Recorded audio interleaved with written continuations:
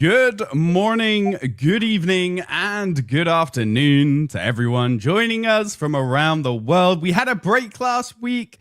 Everybody was very, very busy, but we're back. Markets are swinging, sentiments all over the place, but Bitcoin is back driving the headlines again. And guys, as always, privacy is slowly but surely climbing that mountain.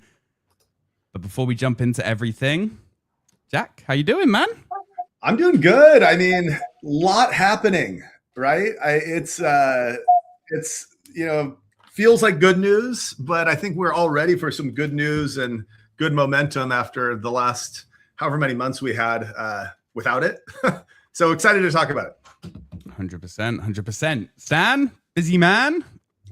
Yeah, actually, last week I had a birthday. April 7th. So, and actually, went to this place, the country, the hidden country. No one knows this country. It's called Galicia, and it's on the north of Portugal. But actually, it's part of Spain, but it has its own domain name, .gal. Believe it or not, and people speak their own language there, Galician language, and also they have lots of history together with Portugal. But I remember that getting back to crypto, that I worked at a startup which was called Ingrian Network, and our co-founder Dan Bonnet, he named the startup because there was this small tribe Ingrians with the language that no one knew, no one was able to understand. So it's almost crypto language. So I think Galician is another this kind of crypto language that no one talks. But it was really lots of fun. It's like a Is it like a Celtic language? Is it kind of like Irish? Yeah. It's a mix. It's a mix because it's interesting. People don't know, but actually there was Ice Age, and during Ice Age there was lots of snow. Believe it or not, there was lots of snow on the western part of Portugal, and then basically also Ireland and western part of the UK. It was pretty cold there, and so the people that lived there, they actually have same genetic heritage. So all this stuff, and they're called Celts. And actually, speaking about Celts, the hotel where I went even had a Celtic sauna. So lots of Celtic heritage in Galicia. That's cool. Awesome. That's cool, yeah. All right. So, guys, Bitcoin's been going crazy. We've had our. Are we finally there? Have we finally? Let's not jinx ourselves, okay? Real quick, and hey, as always, this is not financial advice. I know a lot of people that listen are just interested in the markets, interested in what's happening in crypto. We talk a lot about tech and building. Sometimes we talk about what's going on with Bitcoin in the market. We're going to get into that today. So something really interesting, like there's, I think, a couple different things driving the momentum, okay? This is my personal take. So obviously, like this whole Strait of Hormuz, like war happening, like big deal. We're not going to even talk about any of the politics and like, hey, like our hearts go out for all people. We're not insensitive. We don't care about people, but we're here to talk about the business side. Just that caveat in mind. And it's interesting. Like everyone was like, oil prices are going to go crazy. Markets were getting rocked. Bitcoin getting rocked. NASDAQ, NYSE, NASDAQ, like all the equity market getting rocked. And what's interesting, then the U.S. said, hey, like actually we're going to set up our own blockade, and because Iran was still making like something like $13 billion a day they were like, we're the only ones get to use it. And like, okay, now we're going to stop you. And then all of a sudden, I think people think they're going to come to a peace agreement, which would be great. Peace agreements are always good. I think that's driving it. Talk about that. And then there's some other things, but let's talk about that first. It's kind of weird. Like everything's so news driven these days, isn't it? It really is. I think that it's crazy how much power a single tweet or posts, social media posts can have on the market, right? You know, we can see anything from sentiment.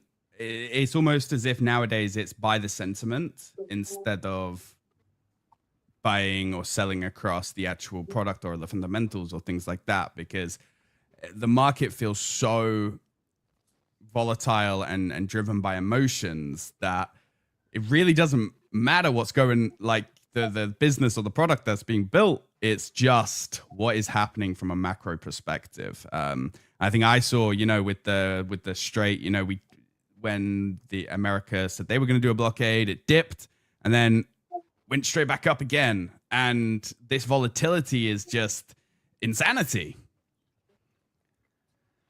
Stan, what do you think? I actually, you know, I read this that Iranians, they want to charge $1 per barrel, which is actually not so much. Like a barrel of oil is like $100 per barrel now, and so they want to charge $1 per barrel to let people through the Strait of Hormuz. And the funny thing, I read this, I think it was on Politico, that Trump, he said, okay, let's split this. So they were going to charge this $1 in Bitcoin, and Trump said, okay, but we'll like split it like half and half. And the Iranian guys did not agree.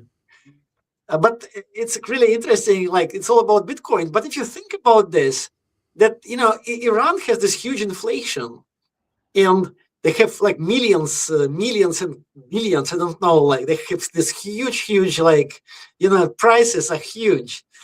And basically everyone knows about Bitcoin, I suppose, in Iran.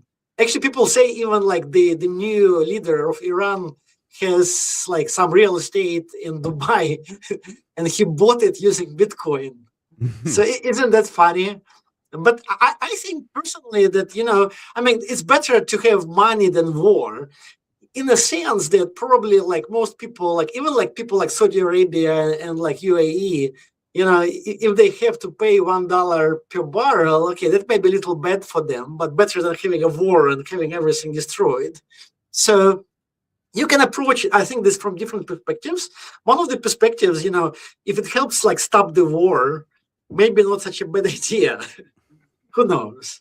Yeah, it's like an interesting game of chess, right? Because it's like, you know, they were like, oh, we're controlling this thing, and then the U.S. is like, well, we'll just go further down, and we're going to stop everything over here, including you. Now you're stopped also because they were shipping like, you know, huge amounts to China, and then China now has an incentive to say, hey, let's find a peace agreement because we need our oil. Before it was like people getting impacted were all the European countries that like huge amounts of oil going into Europe from Iran, and you know that got cut off, so they're pissed. The thing is, everybody needs their oil. Yep. And another interesting thing, guys, maybe you don't know, but I actually read about this, is that Saudi Arabia already has a pipeline which goes through the desert.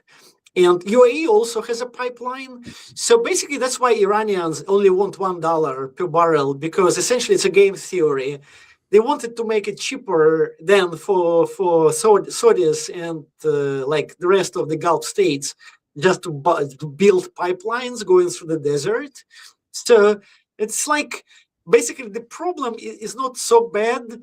And I would argue that if they can, like, if Iran actually gives up nuclear weapons and, you know, they get this $1, it might actually be a good solution, you know, economical. I mean, it's just like, you can say, oh, you know, it's not fair for them to get this $1. It may be not a perfect solution, but that's maybe something that everyone will agree to. So, but the point is that it's only enabled by Bitcoin. So then, should you say that Bitcoin is kind of making peace now? Should we give like Nobel Prize in peace to Bitcoin? Because without Bitcoin, this solution would be not possible. And you may say, oh, you know, the solution is not fair, is this or that, but it's kind of, it's better than having a war, and $1 per barrel is not so much. So maybe we're saying, actually, maybe we can think about it's like an alternative thing that's actually working, and this kind of, this system of money, which is not controlled by anyone, maybe providing solutions which are unfair and imperfect, whatever, but better than just like having a war.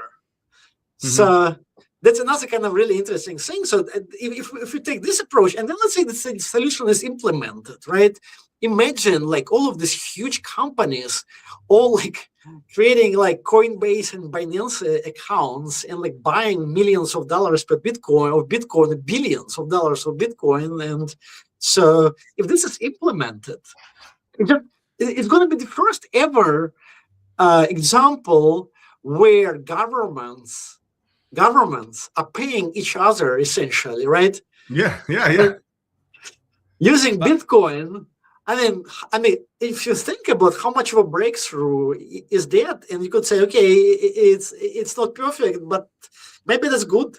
Maybe it's kind of a start of like a more like economic way to resolve conflicts and not like basically killing each other massively. That's the thing. The thing we're seeing like this economic game of chess, right? Because I think the world's kind of like, hey, like you can't just go bomb civilian infrastructure, like that's a war crime. So people are like not going to cross that line, and anyways, we're at a point where they're playing a different game, and like what a chess move, and then also like throwing Bitcoin into the mix as like a currency for payment, like for every single barrel of oil that goes through. That's pretty huge. Yeah, it's huge. I mean, if this is implemented, it shows like actually they were talking about the price of Bitcoin. Ultimately, the price of Bitcoin long term depends on awareness, right? Yeah. When everyone knows about Bitcoin, Bitcoin started as nothing. No one was aware of it. No one accepted it mentally as a payment mechanism. So long term, the price actually goes up where more people know about it, more people accept it as a payment mechanism, more conservative organizations like governments start accepting it. So we see that no matter like this kind of ups and downs in the price, which kind of cyclical, we see this long term where the societies around the world actually are accepting this more, and this becoming even more like part of the world, right? Yeah. And this is an example, again, we keep on seeing these examples which never happened before. Never ever before a war was kind of proposed to be stopped by doing Bitcoin payments. Right, it was never part of the nuclear deal between the United States and Iran, and now it's kind of seriously being at least considered. So I think that's actually an example of like the Bitcoin is going to actually play more and more role, and if it does play more and more role, the price is going to go up long term. Surely, no one can predict like short and medium term, and it's not an investment advice. But if someone like investing for retirement, which is like for younger people, maybe like 30 or 40 years away, may actually be good to kind of accumulate Bitcoin if your investment horizon is like 30 years. So Stan, I got an announcement to make. So just as we were watching this, I was thinking, okay, like what's going on with the S&P 500, right? For the first time ever, it just hit 7,000 while we were talking, like just like 30 seconds ago.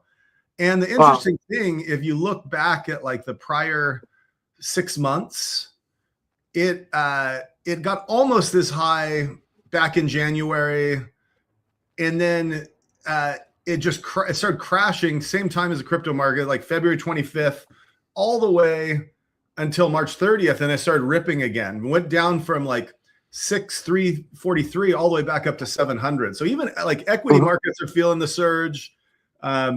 Highest all-time high, and it makes me wonder, like, and also, hey, Morgan Stanley this week just bought, hold on, what's the number?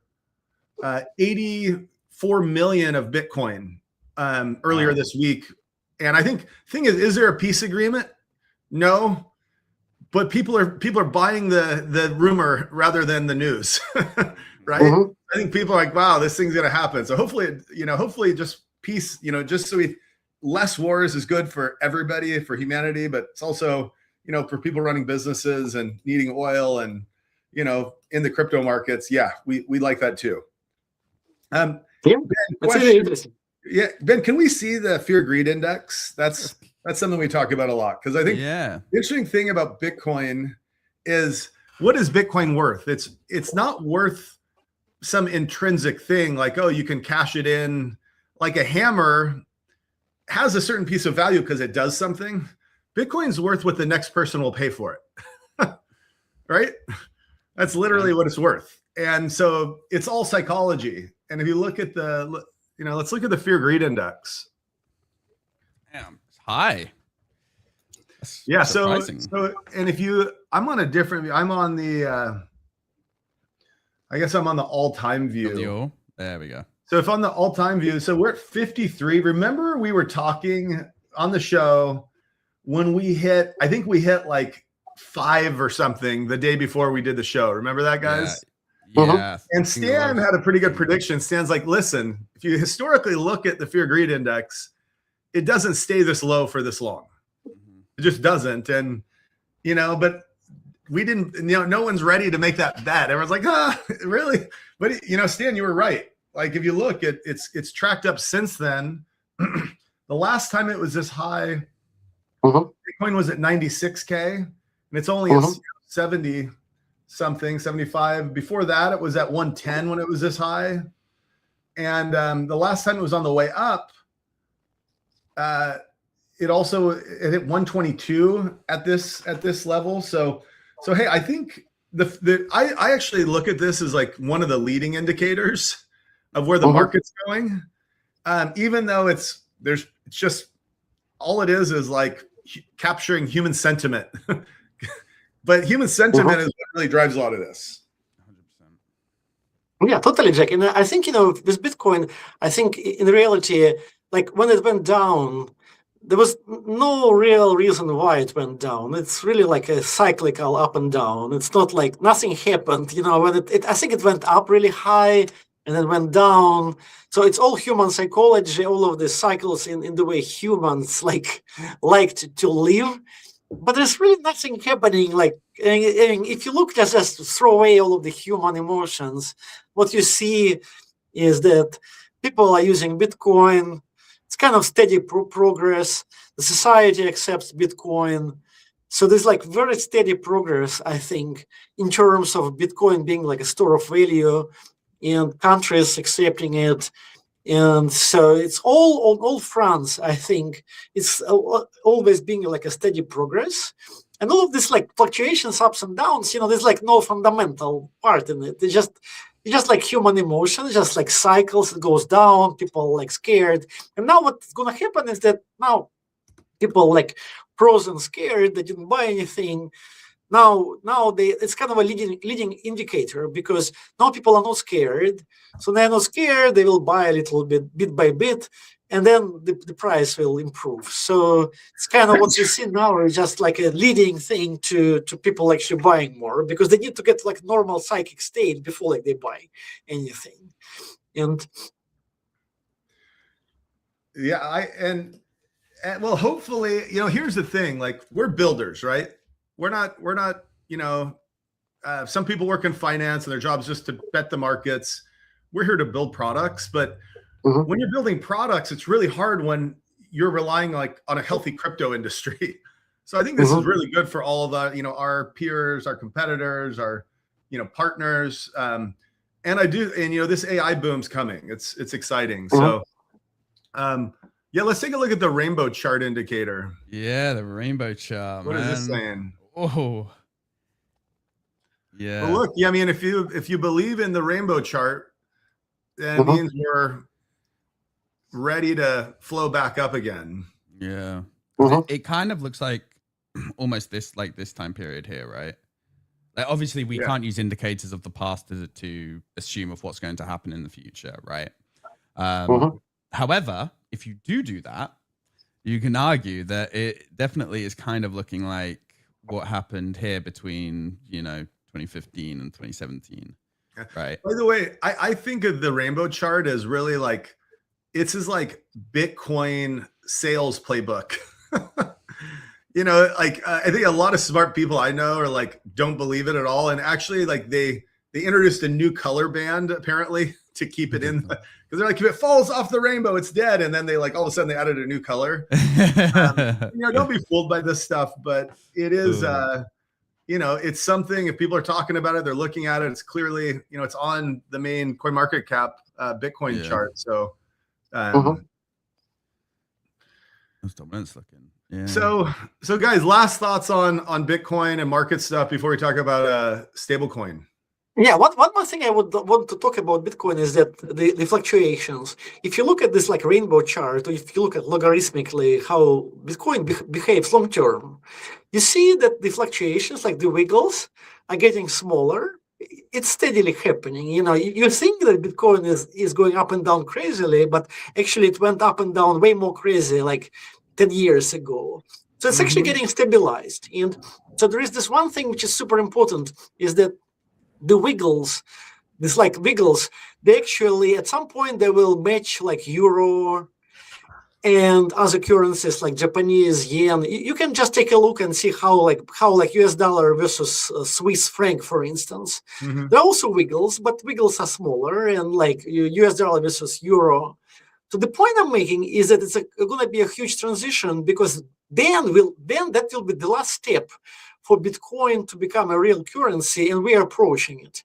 To give you an example, like I have some euro and I have some US dollars, but I'm kind of okay. I don't wake up and look up the price of euro versus dollar every day, because it's kind of stable psychologically. I don't really care. So at some point, the price of Bitcoin will become so stable or so slowly changing versus US dollar, for instance, that people will stop caring about the price every day, stop watching the price. And then it will become a real currency, because people won't be motivated to buy and sell all the time. They'll just keep it. And like the same, like if you go to a tourist trip to Europe and you have euro, you just bring it back and just hold it somewhere, the cash, right? You don't go and exchange it, because you are thinking, okay, I don't care. Next time I go to Europe, I'll use it. Because you cannot believe that the exchange is kind of stable rate. So when this happens, there will be a huge increase in Bitcoin market cap, because then people will actually see it as a stable asset, like slowly growing but very stable. And so this thing is constantly happening, and we are kind of halfway in a sense that Bitcoin is fluctuating now way less than it used to, but it's still not euro, and it's still not Swiss franc versus dollar, or like whatever, Japanese yen.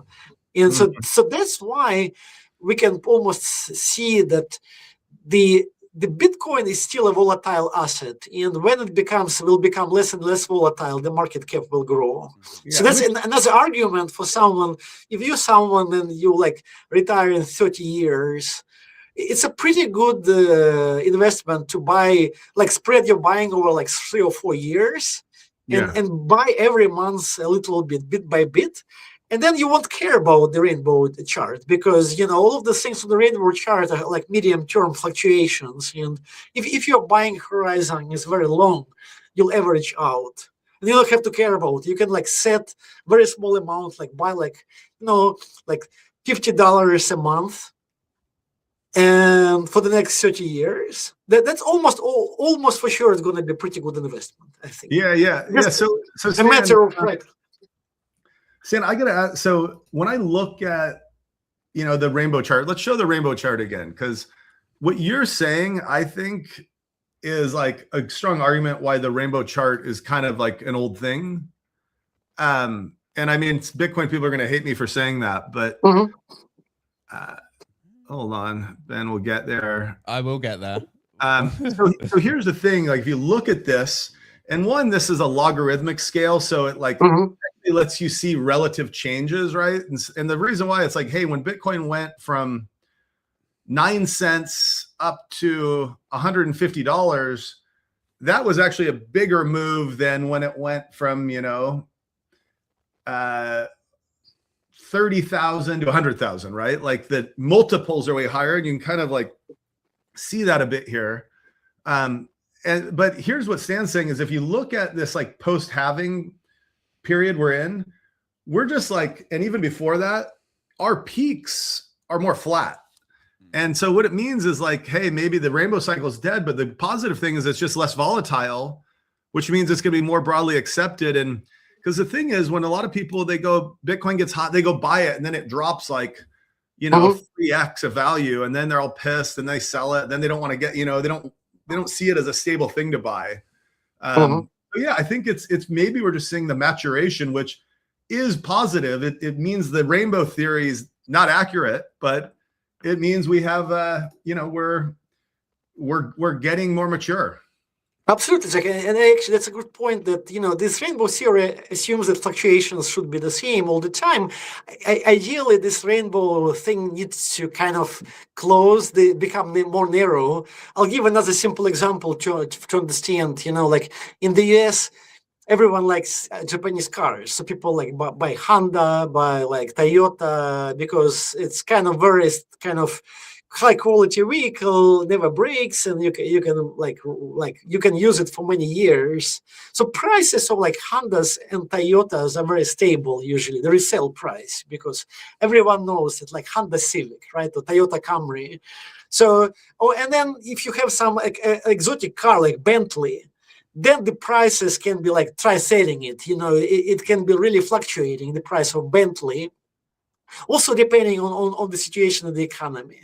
So the more Bitcoin people know about Bitcoin, the more it becomes more like Toyota and Honda versus Bentley. And the more stable the price will be, not depending on the economic condition. So it's inevitable that, and then you see it on the graph. If you draw a logarithmic graph of Bitcoin, you'll see that the fluctuations the wiggles go smaller, and so this is inevitable long term. So this rainbow chart, long term, there will be this narrowing of the rainbow, so to speak. It's almost inevitable, just the question of when this is going to happen, but it's going to happen. And when it happens, it will become actually better investment because less fluctuations, more people will invest. So it will end up, hard to say when, but 20 years from now, 30 years from now, it's going to be boring, very stable investment. But it's almost for sure people that invest today will benefit. If they invest also in small increments and average out this kind of a medium-term fluctuations, like the waves, which kind of correspond to things happening on the rainbow chart. So I think that's pretty much. The problem is that the problem. Yeah, let's. Yeah. Okay. That's exciting. That's exciting. Okay. All right. Okay. Good. Okay. So this was big news. Scott Bessent, the U.S. Treasury Secretary, kind of a big position. It's the person that runs the U.S. Treasury. Made a prediction. So right now, stablecoin volume per day is 1.5 trillion. Okay. That's a lot.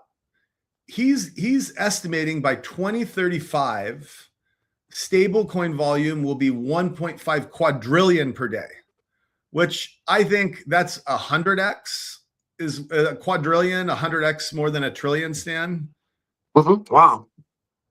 So, yeah. I mean, this is the U.S. Treasury Secretary saying this, right? Wow. This isn't like, just some random guy on Twitter.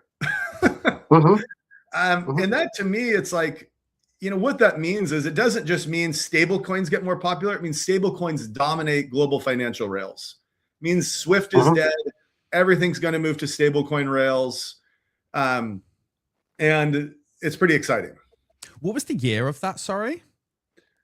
By 2035. So 9 years from now. 9 years. So I have the whole adapt or get left behind kind of, thesis, right? And I have this big kind of concern that one of the largest obstacles that we're going to run into with stablecoin adoption is banking technology, right? And their ability to invest and adapt their current systems. I'm curious what you guys think on that. Like, that's going to be a big hurdle for us to overcome. And, can we do it in 9 years? I mean, you guys, in the nicest way possible as Americans, still do signing on your cards, right? you don't do like card readers and pins. So it's interesting that, like, are we going to come to a point where we have the technology, it's just the adoption is going to be left behind due to inferior technology? Stan, go first. Yeah, I can tell you guys the funny story. I won't name this person, but I'll tell you about Swift. So Swift is very inefficient, and it's actually peer-to-peer. So when you send money, it's literally guy A sends to guy, Alice sends to Bob, Bob sends to Charlie, this type of social network sending. And the banks, the intermediary banks create a social network. And so we have one person in our office whose name is similar to one of Russian persons that got sanctioned by the US.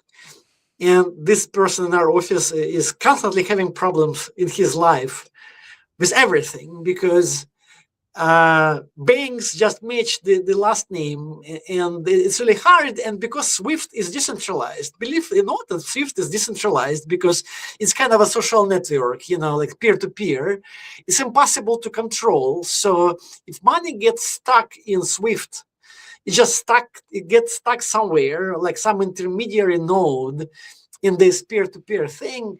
And it's incredibly hard to get unstuck. It's so inefficient. In fact, it's actually really hard to enforce sanctions because you don't control all of those banks. So for the US, I suspect that one of the reasons is Scott Bassett is saying this, is that USDC, for instance, is way nicer for the US even to enforce sanctions. Because if Circle is in a US company or is in the US, enforcing sanctions on a Ethereum address is very simple. Just, serve whatever document to Circle, while enforcing sanctions on Swift is incredibly hard because these other banks and other countries are not subject to the US jurisdiction. So for the United States of America, actually, using USDC or any other currency which is US originated, is a legal system is the United States of America, for the government, it's actually way better than using SWIFT. That's why maybe Scott, because maybe they realized that it's actually better for them. That's why maybe they're liking it so much. I mean, it's actually so much good. It brings so much good to the States. It also brings so much good to other countries. It's just win-win, just there's no party where this thing is bad. So that's why maybe when they realized it, maybe they're just pushing for it so much now. Mm-hmm. Yep. Yeah. I got the stem cell procedure on my knee. Okay. And the thing about stem cells is like your insurance won't cover it, but so I had to pay the doctor directly. So I had to wire the doctor money, and the secretary, the person who worked there, gave me the wrong Swift code or whatever, or like bank routing. She gave me this like intermediary bank instead of their bank, and then it just got stuck.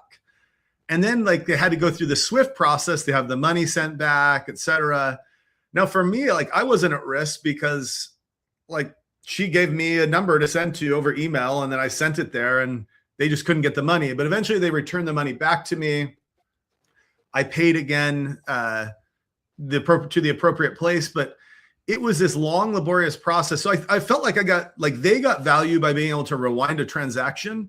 But on the other hand, like the complexity here and all this, all these issues, why people don't want to give you their wire information and like, it's just a mess. Whereas if they would have just had a stablecoin address, I could have just paid them in about 2 minutes and there's no ambiguity. It's like, here's our address. This is it. And if you send it there, we have it. If you don't send it there, that's on you, And it's, so I just think to your like stepping back, it made me realize like, even in this era, how archaic that system is. And I think Falcor, your challenge to like, hey, are banks actually going to move? It was the right question to be asking like 10 years ago. Because 10 years ago, everyone was like, no, this stuff will never get replaced. And everyone was like, Ripple's going to be the new bank Swift. And, that's never happened. Like they just are selling that dream. But now here we are 10 years later. And what we're saying is 10 years from now, we're actually going to be over the line. And I think it's going to happen. And I mean, stablecoin volume 10 years ago was nothing. I don't even know if it was $1 million a day. I doubt it. It's 1.5 trillion a day. And so what's going to happen is these banks aren't going to just modify their current systems to adopt it. They're going to have to actually just get new systems. And the reason why they're going to do it is because it's going to be so much faster, more cost effective, more efficient. And when that happens, as this starts happening, you're going to see consumers, everyone's going to have in their phone, they're going to have stable coins. Okay. You're going to pay for things with stable coins. You don't need to know it's a stable coin. You're like, oh, here's my digital dollar. But instantly it gets sent. You cut out middlemen. Your agents are using it to pay for things, which I have to say, our last topic today is privacy and how it relates to stable coins, but we'll get to that in a second. But so that's my answer, Ben, is I think it's not an overnight success, but we're already we made some pretty big progress over the last decade. I'll give you, I saw yesterday that Amex had released a new agentic pay developer kit, which allows you to pay with your Amex card to your AI agents and set up, mins and maxes. And they're also going to be able to, I believe if it's a verified merchant, they'll deal with all the chargebacks and things like that. So I'm very surprised how fast they were with regards to this, because that's crazy in my mind that they're already releasing agent developer kits for people to start using.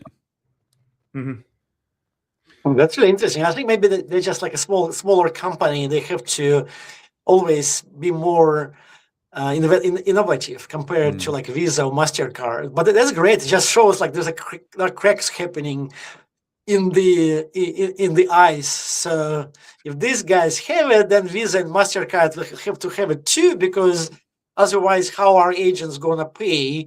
The current system they have is crazy, right?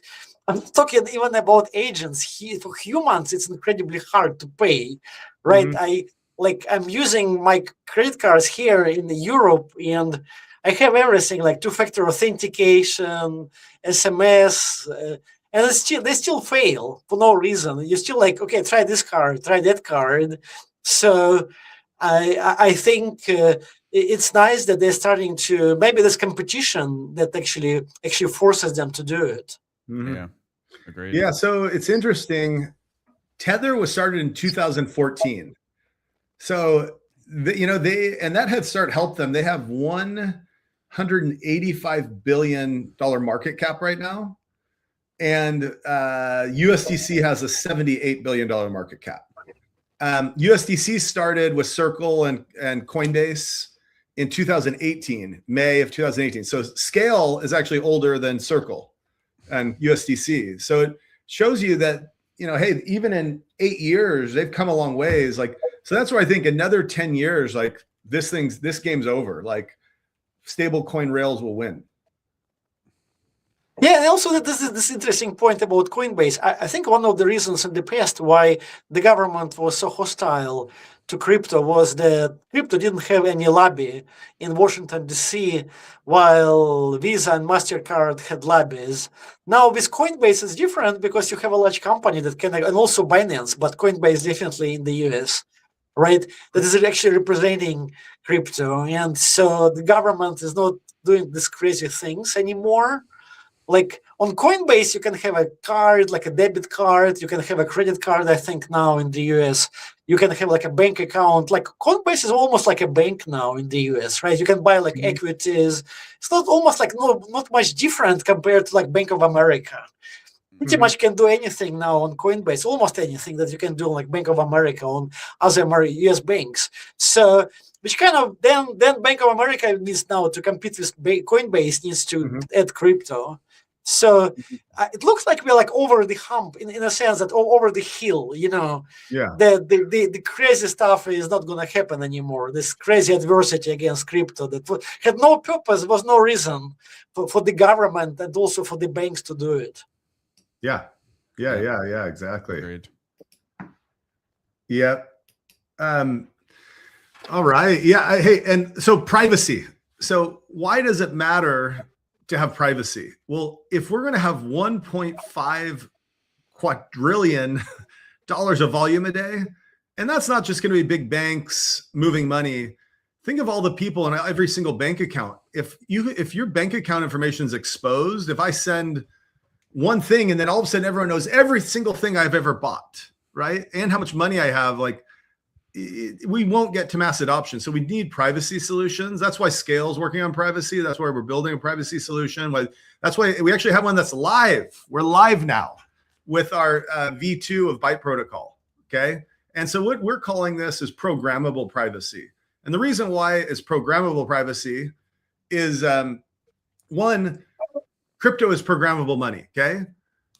But privacy also can be programmed in the sense that one, it can be made compliant, it can be made composable, integrated into solutions, and it can be made in to be automated, okay? And so what's interesting here is typical privacy solutions are not going to reach mass adoption because Tornado Cash, for example, because North Korea uses it to go hide the money they stole.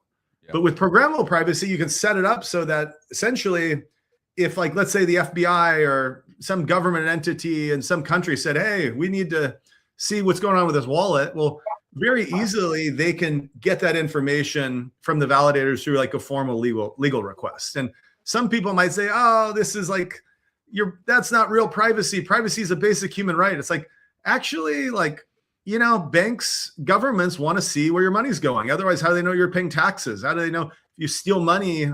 How do they track it? And so I think programmable privacy is way better than I'd say anarchist privacy or total privacy solutions. It's almost privacy light. And you could it's really obvious when you look at stablecoin volumes, if they're going to grow 100x, we're going to need that. What do you guys think? I think actually, we discussed it, I think last week, that we actually, people do have some privacy now. You can, if you have a Coinbase account or you have a Binance account, right? You can send kind of money to yourself on Coinbase or on Binance, and then you can send money from Coinbase to another account. So it kind of creates this private account, kind of ugly.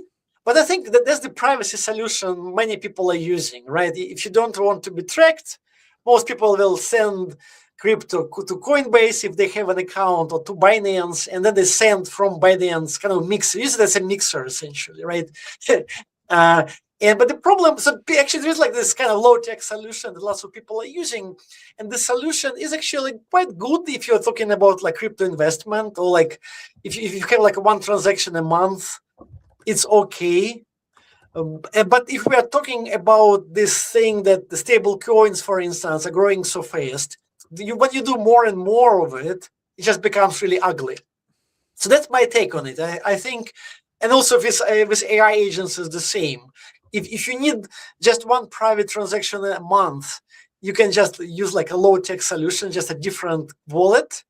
But if you have 1,000 transactions per month, then you have to remember all the wallets, and it just becomes ugly.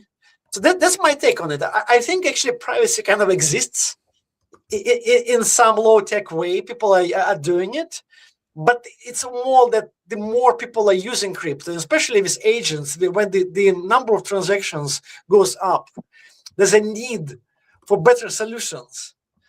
And just nicer, cleaner solutions where you don't have to constantly go back and forth between yourself and Coinbase or Binance. And I think that's what's going to happen. The more use of crypto happens, at some point the privacy becomes more important. And at some point there's a moment where people say, no, we'll actually need a solution for it better than just using Base, just kind of using many wallets. Yep. Yeah. I mean, we're... it's an exciting time. I tell people on our team a lot. I say, hey, on one hand, it's we're getting, the markets are beating us up, right? You work in crypto, you're trying to help all these app builders, you're trying to help validators, markets are beating you up. But at the same time, I've never been more excited about where we're going, both as a project and as an industry. So it's this really, you have to focus on that. but there's not just a light at the end of the tunnel. There's a huge bright light. And yeah, we just got to keep building, keep pushing, and hope for not macro headwinds, but macro tailwinds. Yeah, and Jack, just discussing what Ben just mentioned, the American Express providing essentially an API for agentic payments. You will have companies like Coinbase, right, competing with Amex now, right? Now, if you can use agentic payments on Amex, and they're private, right? Amex payments are private, right? So if Coinbase wants to compete for agentic payments with Amex and potentially Visa and MasterCard, Coinbase needs to introduce private transactions on Base. And others like Ethereum or like, Solana, if they want to compete for agentic payments, they will have to now compete with Visa and MasterCard and Amex these are centralized companies, but they do have privacy. They have reasonable commercial privacy, right? So that may be a trigger. Like now, I don't hear much. I mean, people on Solana, like the founder of Solana, Anatoly, who I like very much, or like the founder of Coinbase, they talk about privacy, but it's frankly not the kind of on their agenda, not topic number one, right?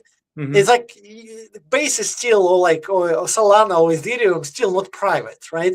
But I think it actually may be good to have competition with decentralized companies that have privacy for agentic payments. So at some point, agentic payments are either going to happen on Visa and MasterCard or on Base. And if Base wants it to take these payments, they need to have privacy. Mm-hmm. Yeah. Agreed. Awesome, guys. So hey, we gotta wrap up here.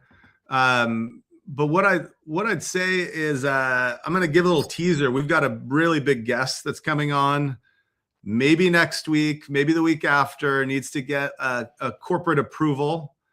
Big Fortune 500 company. Gonna be talking about some interesting things with agents and privacy and IoT devices and cellular networks. And so little teaser, we're working on it. But it will be, I think, a really interesting talk to hear what the biggest companies in the world are thinking about when it comes to agentic payments. We had like a little call with him yesterday, and it dude, I just sat there I would have loved that call to go on for like 2 hours, just because the thing that I loved the most was he was very passionate, right? And I'm so excited for him to come on and showcase what everything's going on in that world. It's gonna be great. Awesome. All righty. Last thoughts here, Stan. Yeah, next time I think this next speaker is going to be really exciting, and I think with this speaker we'll talk a lot about AI. So today we I think covered Bitcoin, which is also I think really interesting, especially having this entire funny thing about Strait of Hormuz and crypto payments and everything. 100%. Yeah. As always, thanks for tuning in. By the way, quick shout out to Irma and Flensman. We love you.